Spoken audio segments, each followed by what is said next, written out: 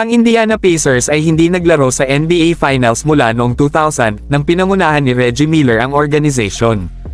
Until this year, ito lamang ang time na ang franchise ay nakarating sa NBA Finals. Ngayon ang Pacers ay may Tyrese Haliburton na nangunguna sa kanila sa NBA Finals sa taong ito. Napatunayan niya na siya ay isang superstar na may kakayahang mamuno sa koponan sa isang championship. Nagawang manalo ng Indiana sa Game 1 laban sa Oklahoma City Thunder. Salamat sa isa pang fourth quarter comeback, si Haliburton ay hit another game-winning shot na naging normal lamang para sa kanya sa puntong ito. Si Miller pa rin ang greatest Pacers player of all time, ngunit ang crown na iyon ay maaaring ibigay kay Haliburton kung patuloy siyang naglalaro ng ganito. Si Miller ay isang massive fan of the Pacers and wants them to win it all. Nang mahit ni Haliburton ang kanyang game-winning shot, si Miller ay may incredibly relatable reaction to it going in. Si Miller at ang rest of his family were extremely excited na natamaan ni Haliburton ang shot na iyon.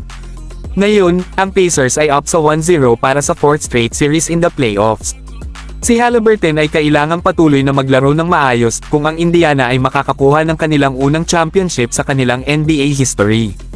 Siya ang naging best clutch shooter sa history ng NBA during these playoffs.